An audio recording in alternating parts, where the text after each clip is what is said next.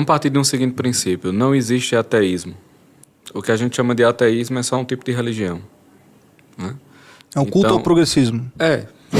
Tudo aquilo que determina o sentido da existência humana e tudo que o sentido da existência humana toca é um fenômeno de tipo religioso, ainda que não tenha o nome de religião. Progressismo, cientificismo, por exemplo. O cientificismo é um fenômeno claramente religioso. Sim. Aliás, os últimos anos nós passamos por... Nós não podemos reclamar, inclusive. Não podemos reclamar, claro, não podemos reclamar mesmo. Vamos censurar o Pedro aqui agora. Mas claramente nós vivemos o confronto entre o cristianismo e a religião cientificista. E, desgraçadamente, muitas paróquias se transformaram em ecos de uma religião que quer destruí-la. Né? Mas foram dois credos ali em conflito. Então, o mundo moderno não é o mundo da ausência de religião contra o cristianismo. É uma luta do cristianismo contra as outras religiões, inclusive de tipo secular. Nessa perspectiva, o que é que eu vejo acontecendo com o Ocidente? Um processo de paganização. Então, você tem um conjunto de religiões seculares de matriz revolucionária que, no final das contas, vão se unir numa espécie de superstição. É uma espécie de... Como é que eu vou dizer? É uma espécie de espiritualismo materialista, digamos assim. Né? Bem à moda do paganismo antigo, inclusive. Nós estamos voltando aos deuses da cidade e o culto aos deuses da cidade como o passaporte para a participação do cidadão. Então, se você pega o cientificismo mesmo, se você pega todas essas correntes de natureza identitária, etc., etc., elas são, na verdade, novos deuses da cidade e a cidadania dos indivíduos depende da participação no culto da cidade. Então, no final das contas, a gente está voltando ao velho paganismo. Né, o mundo ocidental.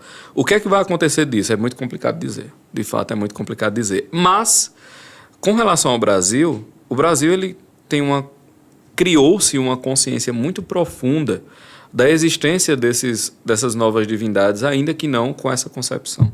Uhum. Né? E isso se deve, obviamente, à ação da graça, mas se deve também a um milagre civilizacional de tipo intelectual que foi Olavo e tudo o que se seguiu a partir do trabalho de Olavo. Eu realmente acredito boa parte das próximas décadas ao trabalho de Olavo. Esse renovo eu tenho profunda esperança no Brasil, cara. Não está acontecendo, pelo menos que eu conheça, nada parecido com o que está acontecendo aqui. Porque o cristianismo será acossado por paganismo. Meu Deus do céu, essa é a nascente do negócio. Meu Deus, e agora? Né, nós estamos sendo perseguidos por pagãos. Minha filha, senta aqui. Vamos conversar um negócio. Tu tá ligado como é que a história começou, né? Você manja Cristo? Já ouviu falar dele? Já ouviu falar nesse cara? Tá ligado? Deixa eu te contar a história de umas pessoas ali. Então, assim, esse não é bem o problema. O problema é você estar sendo acossado por essas forças pagãs sem você ter raiz no solo cristão. Esse é um problema. Uhum. E a religião, pelo menos no Brasil, ela está lançando raízes profundas. Brasil contra o mundo, então. Não tô brincando. De certo modo, cara, de certo modo, né? A fé não desaparecerá de Portugal e nós temos uma ligação muito... Brasil é Portugal. Brasil é Portugal. Né? Então, veja, eu realmente acredito nisso. A gente vê muito isso na série Brasil também, inclusive, a última cruzada, né? Exato. A gente tem Jesuítas, o sangue templário aqui. Os templários, exato. Então, veja, eu tenho muita esperança, mas a esperança, ela só existe, e aqui é um ponto, a esperança enquanto virtude, ela só existe quando o otimismo já não é possível. Enquanto você tem a possibilidade de ser otimista, porque existem probabilidades naturais de certa coisa acontecer, a esperança como virtude ainda não chegou.